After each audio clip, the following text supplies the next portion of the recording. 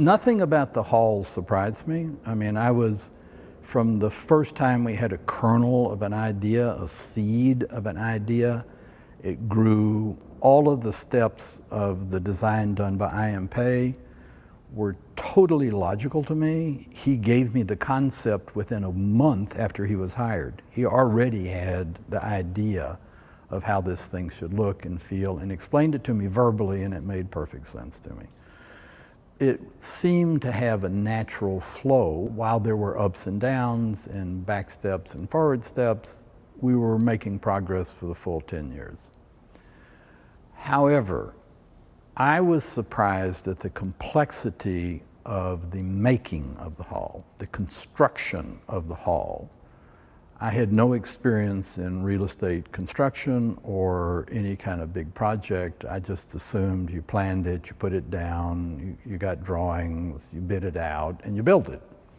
Well, it turns out it's not exactly that easy. And I was quite surprised at the difficulty in bringing it to a close, to a successful close.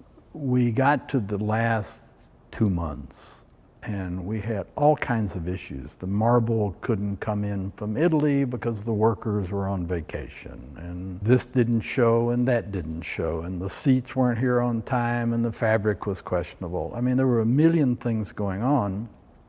And when we stood there in August before the opening in September, and we had no seats in the hall, and people were banging and working 24 hours a day, etc., it was hard to imagine that we could get to a successful opening.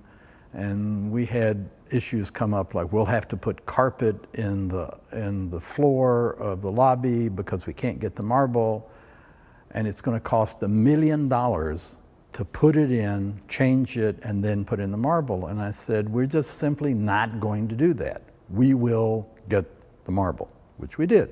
It was like the end of a fantastic opera or symphony where all the brass is blowing and all the drums are rolling, and you just hope it comes to a successful conclusion, and it did.